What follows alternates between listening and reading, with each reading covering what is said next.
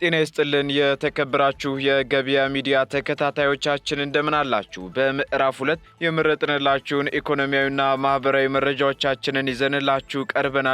ከመረጃዎቹ ጋር መላኩ ደምሰው ነኝ። በቅድሚያም አርዕስቶችን እናስቀድም። ኢትዮጵያ ከፍተኛ የውጭ ዕዳ ካለባቸው ሀገራት መካከል ብትሆንም መንግስት ለበርካታ ዓመታት የውጭ የንግድ ብድር አልወሰድኩም ማለቱ ተሰምቷል። ይህ እንዴት ይታያል ለሚለው የባለሙያዎችን ሐሳብ ይዘናል፣ የምትሰሙት ይሆናል። ከምሽት የንግድ እንቅስቃሴ ጋር በተያያዘ አዲስ መረጃ መውጣቱ ተሰምቷል፣ የምናጋራችሁ ይሆናል። በደረሰው ድንገተኛ አደጋ ለህልፈት የተዳረጉ ሰዎች ቁጥር ከ700 በላይ ሳይደርስ እንዳልቀረ ተነግሯል። በዝርዝር ከምንመለከታቸው መረጃዎቻችን መካከል ይገኝበታል።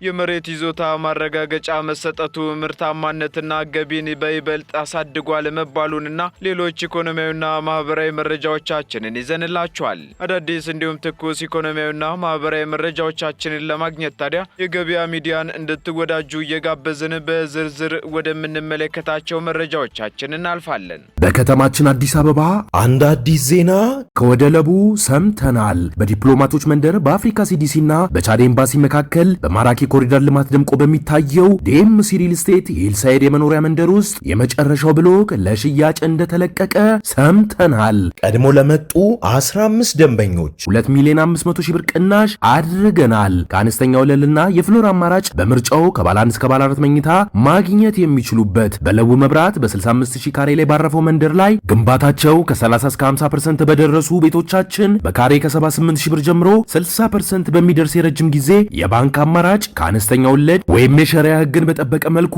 አመቻችተናል። ብልህ ሰው ዛሬ ላይ ነገው ይታየዋል። ጊዜ የለም። አሁኑን ወስነው በ0962 606677 ላይ ይደውሉልን። በአዲስ አበባ ከተማ አስተዳደር የኮሪደር ልማት አካል የሆነው 146 ዘመናዊ የመኪና ማቆሚያ ፓርኪንጎች እየተገነቡ ነው ተባለም። እየተገነቡ ነው ከተባሉት ዘመናዊ የመኪና ማቆሚያ ፓርኪንጎች ውስጥም ወደ 60 የሚጠጉት ግንባታቸው አልቆ ወደ ስራ መግባታቸው ተገልጿል። የአዲስ አበባ ትራፊክ ማኔጅመንት ባለስልጣን የፓርኪንግና የመንገድ ትራፊክ መሰረተ ልማት አስተዳደር ዳይሬክቶሬት ዳይሬክተሩ አቶ ቢኒያም ጌታቸው እንደገለጹት ደግሞ እነዚህ 60 ዘመናዊ የመኪና ማቆሚያ ፓርኪንጎች በአሁኑ ሰዓት ለ10,000 መኪኖች አገልግሎት እየሰጡ ይገኛሉ ብለዋል። ዳይሬክተሩ አክለውም በቅርቡ በከንቲባ አዳነች አቤቤ ተመርቆ አገልግሎት መስጠት የጀመረው የሾላ ቁጥር 2 ፓርኪንግ ከሌሎቹ የተለየና በአዳዲስ ቴክኖሎጂ የዳበረ መሆኑንም ተናግረዋል። ይህ 7 ወለል ያለው ዘመናዊ መኪና ማቆሚያ በአንድ ጊዜ ከ1,000 በላይ መኪኖችን መያዝ የሚችል ሲሆን በሾላ አካባቢ የነበረውን መጨናነቅ መቀነሱንም ዳይሬክተሩ አክለዋል። በተጨማሪም የመኪና ማቆሚያው ዘመናዊ ካሜራዎች የተገጠሙለት፣ የተበላሹ መኪናዎችን የሚያጓጉዝ ሊፍት ያለው፣ በተሽከርካሪ ጭስ የሚፈጠር በካይ ጋዝን የሚያስወግድ ቴክኖሎጂ ያዘ፣ እንዲሁም መኪናቸውን እዛው ማጠብ ለሚሹ የተሽከርካሪ ማጠቢያ ያለው መሆኑንም አስታውቀዋል። 10 የውጭ የቢዝነስ ተቋማት በኢትዮጵያ ኢንቨስት ለማድረግ ዝግጅት ላይ መሆናቸውን የገንዘብ ሚኒስቴር አስታወቀም። የቢዝነስ ተቋማቱ በኢትዮጵያ ኢንቨስት ለማድረግ ከኢትዮጵያ መንግስት ጋር ውይይት እየተደረገ መሆኑ የተገለጸ ሲሆን ከማክሮ ኢኮኖሚ ማሻሻያው በኋላ የብዙ ኢንቨስተሮችን ፍላጎት መሳብ እንደተቻለም ተነስቷል። 10 የቢዝነስ ተቋማትም የቤልጂየም ተቋማት ሲሆኑ ከማክሮ ኢኮኖሚ ማሻሻያው አንዱ አካል መሆናቸውን የቤልጂየም የኢኮኖሚ ኮሚሽን በተሰኘው ጉባኤ ላይ የገንዘብ ሚኒስትሩ አቶ አህመድ ሺዴ ተናግረዋል። በኢትዮጵያ የቤልጂየም የኢኮኖሚ ተልዕኮ ተገቢና ተቀባይነት ያለው መሆኑን የተናገሩት የገንዘብ ሚኒስትሩ የኢኮኖሚ ማሻሻያ ያስፈለገው ደግሞ ለዚሁ ዓላማ መሆኑን ገልጸዋል። በመሆኑም መንግስት ለቤልጂየም ባለሀብቶች ሁኔታዎችን በማመቻቸትና መዋቅራዊ ውይይትና ዝግጅትም እንደሚያደርግ አክለዋል። በውጭ ሀገር ያሉ የኢትዮጵያ ኤምባሲዎች ዋነኛ ተልዕኮ ከፖለቲካና ዲፕሎማሲ ቀጥሎ የኢንቨስትመንት አማራጭ ለመሳብ የሚደረገው ኢኮኖሚያዊ ዲፕሎማሲ ሲሆን የቤልጂየም ኢንቨስተሮችን የመሳብ ስራውም የዚያ ተልዕኮ አንዱ ግብ መሆኑን በብራሰልስ የኢትዮጵያ ኤምባሲ የኢኮኖሚ ዲፕሎማሲ ባለሙያው አቶ ሙሐመድ አህመድ ተናግረዋል። የኢትዮጵያ የማክሮ ኢኮኖሚ ማሻሻያዎች የተለያዩ ሀገራትን ኢንቨስተሮች እንዲስቡ ኤምባሲዎች መስራታቸውን ይቀጥላሉ በማለት ይኸውም የኢኮኖሚ አማራጭን ማብዛት ላይ የተመሰረተው ዲፕሎማሲ አካል መሆኑንም ጠቁሟል። ጠቁመዋል። በኢትዮጵያ የኢንቨስትመንት አማራጮች ከመቼውም ጊዜ በላይ እየተስፋፉ እንዲሄዱ የውጭ ሀገራት ኢንቨስተሮች መሳብ ተገቢ መሆኑን የገንዘብ ሚኒስተሩ ገልጸዋል። የቤልጅየም የንግድ ማህበራት ልዑካን ቡድንም እንደ አውሮፓውያኑ አቆጣጠር ከሰኔ 1 እስከ ሰኔ 4 ቀን 2017 ዓ.ም ድረስ በአዲስ አበባ ውይይት ማድረጉን እንደሚቀጥልም ተገልጿል።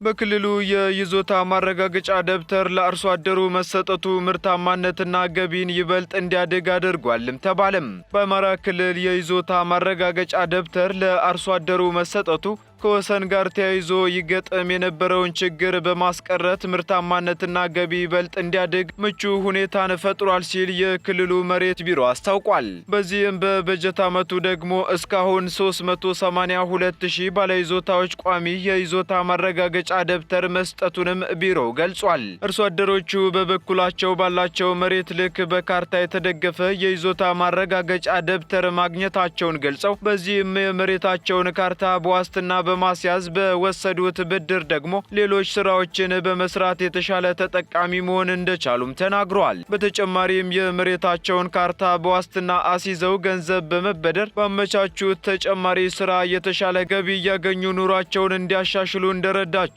አመላክተዋል።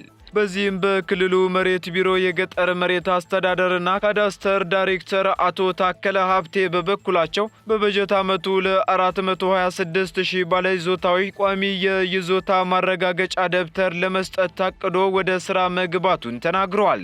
እስካሁን በተደረገ ጥረትም 1,086,000 የእርሻ ማሳዎችን በካዳስተር በመለካት ከ383,000 በላይ ለሚሆኑ ባለይዞታዎች ቋሚ የይዞታ ማረጋገጫ ደብተር መስጠት ተችሏልም ብለዋል። በተጨማሪም የይዞታ ማረጋገጫ ደብተር መሰጠቱ ከወሰን ጋር ተያይዞ ያጋጠመ የነበረውን ችግር በማስቀረት አርሶ አደሩ ሙሉ ጊዜውን ለልማት ስራውን በማዋል ምርታማነትን እንዲያሳድግ ምቹ ሁኔታ ፈጥሯል ማለታቸውን ከመሬት ቢሮ የተገኘው መረጃ ያመለክታል።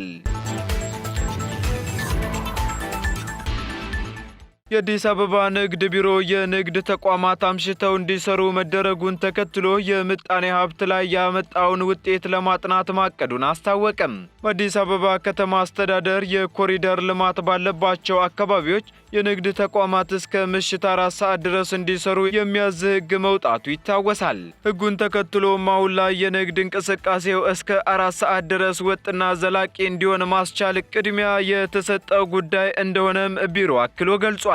በመቀጠልም ምን ያክል ለኢኮኖሚው አስተዋጽኦ አለው የሚለው ደግሞ ጥናት ለማድረግ እቅድ መያዙን ያስታወቀው ቢሮው ጥናቱ የሚጀምረው ደግሞ የከተማዋ ነዋሪ በምሽት ሸመታ ለማካሄድ የመውጣት ልምድ እያዳበረ መሄዱ ከተስተዋለ በኋላ መሆኑም ተጠቁሟል። በዚህም ዜጎች ስራን ባህል እንዲያደርጉና ተጨባጭ በገንዘብ የተለካ ምጣኔ ሀብታዊ ለውጥ እንዲኖር የንግድ ማህበረሰቡ የሚያነሳቸውን ችግሮች ለመፍታት ጥረት እየተደረገ ነው ሲሉ የአዲስ አበባ ንግድ ቢሮ ምክትል ኃላፊ አቶ ፍስሐ ጥበቡ ተናግረዋል። በሌላ በኩልም እንዲሁ ከትራንስፖርት አንጻር እንዲሁም ከመሸ በኋላ የደህንነት ችግር አለባቸው የተባሉ አካባቢዎችን በመለየትም ከሚመለከታቸው አካላት ጋር ተጨማሪ ስራዎች እየተሰሩ እንደሆነም ተነግሯል።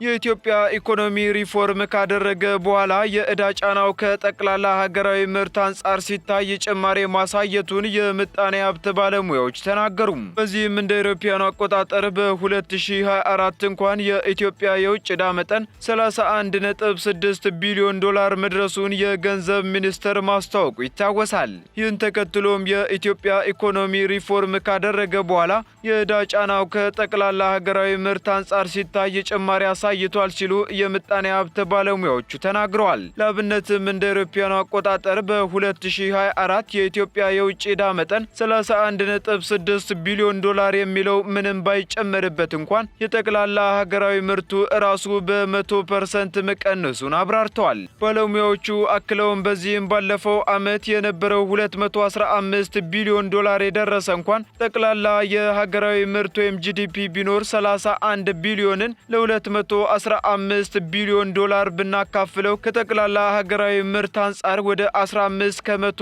ድርሻ አለው እንደማለት ነው ብለዋል። በሌላ በኩል የገንዘብ ሚኒስቴር የሀገሪቱን የውጭ ብድር በተመለከተ የኢትዮጵያ የውጭ ብድር ሙሉ ለሙሉ በሚባልበት ደረጃ የተጠራቀመ ውርስ ዕዳ ነው ማለቱ ይታወሳል። በዚህም መንግስት ባለፉት በርካታ ዓመታት ምንም አይነት የውጭ የንግድ ብድር አልወሰደም ማለቱም እንዲሁ አይዘነጋም። በዚህም ለልማት ፕሮጀክቶች ማስፈጸሚያ የውጭ ብድር ሲወስድ የነበረው በአብዛኛው ከዓለም አቀፍ የልማት አጋሮችና ከመንግስታት ከሚገኙ ብድሮች በመሆኑ የብድር ጫናን የሚያስተካክሉና ወለድ የማይሰበሰብባቸው እንዲሁም በሌላ አገላለጽ ደግሞ በጣም ዝቅተኛ ወለድና ረጅም የእፎይታ እንዲሁም የክፍያ ጊዜ ያላቸው ብድሮች ናቸው ብሏል። ይህን ተከትሎም ባለሙያዎቹ ሀሳባቸውን የሰነዘሩ ሲሆን የአገልግሎት ክፍያ ብቻ ነው ያለው ተብሎ የሚወሰድ ብድር የረጅም ጊዜ ጫና መፍጠሩ አይቀርም ብለዋል። በመሆኑም ብድር በሚወሰድበት ወቅትም የሚወሰድበትን መሰረታዊ ምክንያት በደንብ ማወቅ አስፈላጊ ነው ብለው የአገልግሎት ክፍያ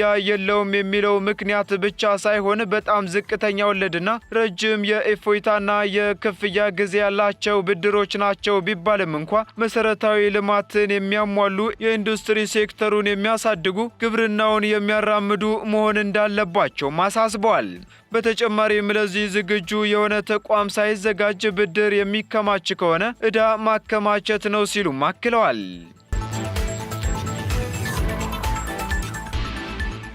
ቀጥለናል። ውድ ተከታታዮቻችን ወደ መጨረሻው ዝርዝር መረጃችን ስንሸጋገር በናይጄሪያ በደረሰ የጎርፍ አደጋ ለህልፈት የተዳረጉ ሰዎች ቁጥር ከ700 በላይ ሳይደርስ እንደማይቀር ባለስልጣናቱ አስታወቁም። ባለፈው ሐሙስ ማለትም ግንቦት 21 ቀን 2017 ዓ.ም ሞኮዋ በተባለችው ከተማ ብቻ ከ200 በላይ አስከሬን መገኘቱን አስታውቀዋል። በሌላ በኩል በማዕከላዊ የኒጀር ግዛት በጎርፍ አደጋ ሳቢያ ከ500 በላይ ሰዎች የገቡበት አለመታወቁና እስካሁን አለመገኘታቸውንም የአካባቢው ባለስልጣናት ለቢቢሲ ተናግረዋል ተብሏል። አሁን ላይ በህይወት የተረፉ ሰዎችን የማፈላለግ ስራው ተጠናክሮ ቢቀጥልም ሰዎቹ በአራተኛ ቀናቸው በህይወት ይገኛሉ ተብሎ እንደማይታመንም ባለስልጣናቱ ገልጸዋል። ይህ የጎርፍ አደጋም በሀገሪቱ በ60 ዓመታት ውስጥ ታይቶ እንደማይታወቅ የተነገረ ሲሆን በአካባቢው እጅግ ከባድ ጉዳት ማድረሱንም ቢቢሲ ዘግቧል። ከሚያዝያ እስከ ጥቅምት ድረስ በሚቆየው የናይጄሪያ ዝናባማ ወቅትም የጎርፍ አደጋ የተለመደ ሲሆን የዛሬ 3 ዓመት በጎርፍ አደጋ ሳቢያ ከ600 በላይ ሰዎች ለህልፈት ሲዳረጉ 1.3 ሚሊዮን ሰዎች ደግሞ መፈናቀላቸውን ዘገባው አስታውሷል። በተያያዘ መረጃ በዛው በናይጄሪያ ካኖ ግዛት ውስጥ በደረሰ የአውቶቡስ መገልበጥ አደጋ የ22 ሰዎች ህይወት ማለፉ ተሰምቷል። አደጋ የገጠመው አውቶቡስም 30 መንገደኞችን አሳፍሮ እንደነበር የተገለጸ ሲሆን አውቶቡሱ ከድልድይ ላይ በመውደቁ አደጋው መድረሱን አልጀዚራ አስነብቧል። በአውቶቡሱ ላይ ተሳፍረው የነበሩ መንገደኞች ከስፖርታዊ ውድድር በመመለስ ላይ የነበሩ ሲሆን አካላዊ ጉዳት ገጥሟቸው ከሞቱት የተረፉት ወደ ሆስፒታል መወሰዳቸውም ተገልጿል። አደጋው በምን ምክንያት እንዳጋጠመ ለጊዜው የታወቀ ነገር ባይኖርም በጉዳዩ ላይ ምርመራ እንደሚካሄድም ታውቋል። አደጋውን ተከትሎም በካኖ ግዛት ለዛሬ ብሔራዊ ሐዘን መታወጁም እንዲሁ ተሰምቷል። የተወደዳችሁ ተከታታዮቻችን ለምዕራፍ 2 ያዝንላችሁ ኢኮኖሚያዊና ማህበራዊ መረጃዎቻችን እነዚህን ይመስሉ ነበር። አዳዲስ እንዲሁም ትኩስ ኢኮኖሚያዊና ማህበራዊ መረጃዎቻችንን ለማግኘት ታዲያ የገበያ ሚዲያን እንድትወዳጁ እንጋብዛለን። ሰናይ ጊዜን ተመኘን። በከተማችን አዲስ አበባ አንድ አዲስ ዜና ከወደ ለቡ ሰምተናል። በዲፕሎማቶች መንደር በአፍሪካ ሲዲሲና በቻድ ኤምባሲ መካከል በማራኪ ኮሪደር ልማት ደምቆ በሚታየው ዲኤምሲ ሪል ስቴት ሂልሳይድ የመኖሪያ መንደር ውስጥ የመጨረሻው ብሎክ ለሽያጭ እንደተለቀቀ ሰምተናል። ቀድሞ ለመጡ 15 ደንበኞች 2 ሚሊዮን 500 ሺህ ብር ቅናሽ አድርገናል። ከአነስተኛ ወለልና የፍሎር አማራጭ በምርጫው ከባለ 1 እስከ ባለ 4 መኝታ ማግኘት የሚችሉበት በለቡ መብራት 65,000 ካሬ ላይ ባረፈው መንደር ላይ ግንባታቸው ከ30 እስከ 50% በደረሱ ቤቶቻችን በካሬ ከ78,000 ብር ጀምሮ 60% በሚደርስ የረጅም ጊዜ የባንክ አማራጭ ከአነስተኛ ወለድ ወይም የሸሪያ ሕግን በጠበቀ መልኩ አመቻችተናል። ብልህ ሰው ዛሬ ላይ ነገው ይታየዋል። ጊዜ የለም። አሁኑን ወስነው በ0962 606677 ላይ ይደውሉልን።